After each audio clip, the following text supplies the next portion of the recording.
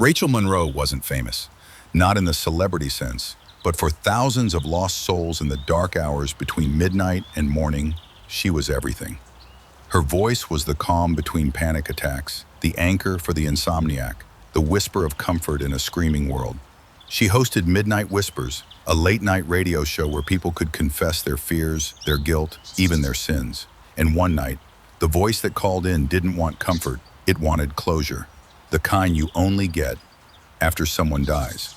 Before we unravel this chilling mystery, tap that like button, share this story, and hit subscribe. You don't want to miss what comes next. Every whisper leaves a mark. It began on a Thursday night. Midnight Whispers, you're live. A silence. Then, I had a dream. I watched someone die. I didn't stop it. Rachel blinked. She'd heard weird calls before, but this one felt calculated. Is this a confession or a warning? Maybe both. I just know, 3 days from now, it'll all be over. Click. Line dead. Rachel leaned back in her chair, unease blooming in her chest. The caller ID was masked. The location, unknown. The voice, distorted, but familiar. She brushed it off until 2:11 a.m., when the curiosity became dread. She checked the logs again. The call had bypassed all trace. She told her roommate Mia the next morning, but Mia, mid-packing for a weekend yoga retreat, barely looked up. Creeps call in all the time, Mia said. Don't let it get in your head. But Rachel couldn't shake it, because the voice had already been in her head, and now it was clawing through her past. That afternoon, she unearthed her old notebook, her personal blacklist, obsessive callers, repeat threats, notes on behaviors and voices. And there it was, the name that appeared too often, Travis Nolan, her ex, the man who once whispered, "If I can't have your love, I'll have your legacy." They hadn't spoken in over a year. He was supposed to be gone, but the next night the voices returned. You remember the woods, Rachel? The lake? That moment by the tree? Her breath hitched. What do you want from me? To remember. You think time erases blood?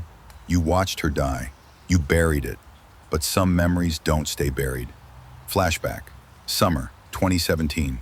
Rachel, Travis, Mia, a cabin near Lake Shadow, and Harper Vale. Harper was a drifter, local, young. She joined their fire that night, said she needed a place to escape, but by morning, she was gone. 2 days later, her body floated ashore, drowned. Case closed. Rachel said nothing, because she saw something. That night, she watched Harper arguing with a man near the lake. She hid behind the trees, paralyzed, too scared to speak, too ashamed to scream. Now, the past. Rachel left a voicemail for Mia. I'm going back to the cabin. If I don't make it back, tell them everything. But Mia wasn't answering. No texts, no calls, no location ping. Rachel drove alone. The air got colder the closer she got. The cabin looked the same, still, haunted. Inside she found it, a photo. Rachel, Mia, Harper, standing near the lake, a red X scratched across Harper's face. Then, footsteps. She turned. Mia stood in the doorway, alive, calm, distant, and holding a gun. You're late, Mia said. Rachel's world tilted. What is this? What are you doing here? Travis didn't kill Harper.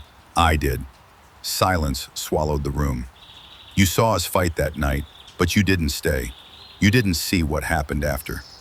Rachel backed away. Why now? Because you were going to tell. And secrets rot. You buried more than silence. You buried me, Rachel. While I watched you rise on the voices of strangers, I carried Harper's scream alone. Rachel, voice cracking. So the voice on the show. Partly me, partly Travis. He thought he could guilt you, but then he got cold feet. Rachel, where is he? Gone. Buried. 2 days ago. The timeline clicked. The voice said, 3 days from now, it'll all be over. That was Travis, on his last night alive. Mia, you want confessions, Rachel? Here's mine. You watched her die. But I made sure she stayed dead. A gunshot echoed through the cabin. Rachel hit the floor, dead.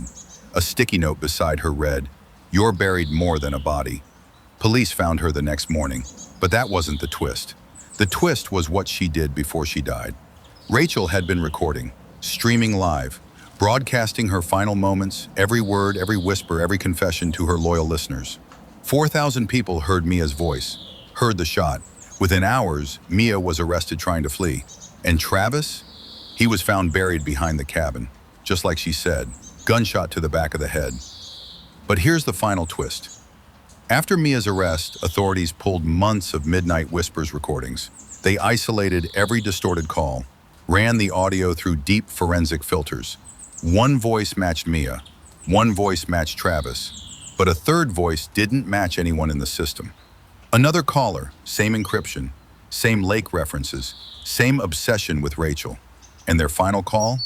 It came in 14 minutes after Rachel died. She's gone, but the silence won't last.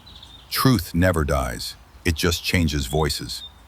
That voice has never been identified, and Midnight Whispers was permanently taken off the air. But sometimes, late at night, the station's abandoned transmitter lights up for no reason. No signal, no source, just a voice in the static, saying, "You buried more than a body."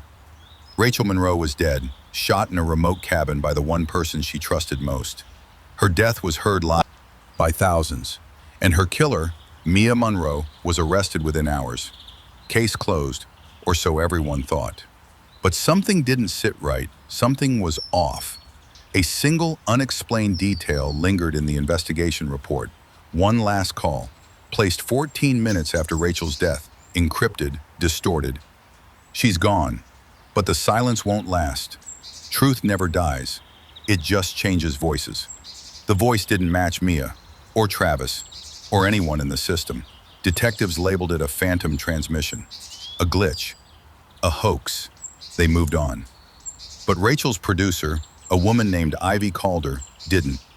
She'd been with Midnight Whispers since the beginning, monitoring calls, running sound, archiving audio. Rachel was her friend, her anchor, and Ivy had one rule: the dark lies. Data doesn't, so she started digging. She pulled old logs, listened to every archive call, and something started to emerge. A pattern, a hidden voice. Not just in the final days. This caller had been speaking to Rachel for months, changing tone, hiding in background noise, layered under real calls, sometimes whispering beneath the static, sometimes spliced into music transitions, but always repeating the same words. "You buried more than a body. Lake Shadow doesn't forget. 3 souls, 1 secret, 1 will die." Rachel never heard it, but Ivy did now. She took the audio to a private forensic lab. Spectral analysis revealed a digital voice modulation signature. The result? The voice wasn't real. Or rather, it was real once. Then synthesized, pieced together, spliced, deep-faked, an AI-generated voice, built from someone else's vocal fingerprint. But whose? Only one match showed partial correlation: Harper Vale, the girl who drowned, the ghost of Lake Shadow. But that's impossible, right? Ivy searched deeper, through Rachel's old backups, USB drives, and private recordings. In one hidden folder, she found a voicemail, left by Rachel, never aired, time-stamped 2 days before her death. Rachel's voice. "Ivy, I don't think I'm imagining things. I heard her. I heard Harper. Not in dreams, not in memories, in the calls. Either someone's playing a sick game or something's waking up. I don't know what's real anymore, but I think someone's watching the station. If anything happens to me, find the tape from July 12th, the raw file. That's where it started."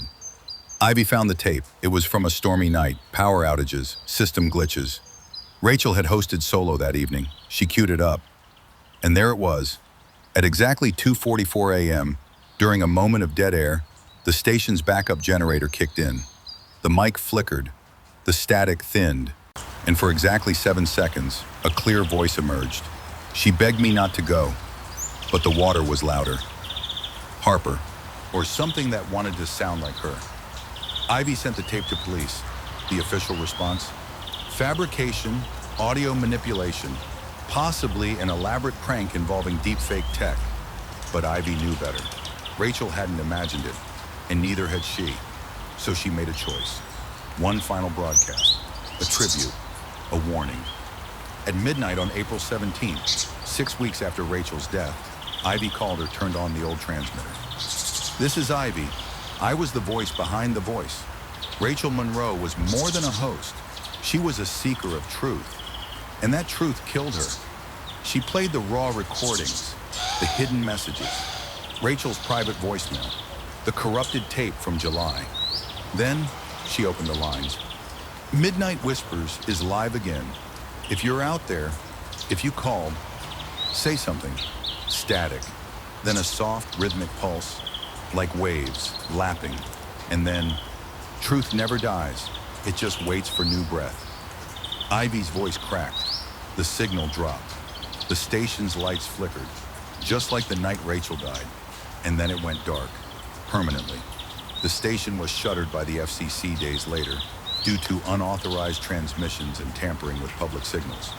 No one ever found out who or what was behind the final voice, but some say if you tune a shortwave radio to 101.1 FM on stormy nights near Lake Shadow, you'll hear Rachel again, just for a moment, as if she's still hosting, still whispering, still listening, because some crimes never sleep and some voices refuse to fade.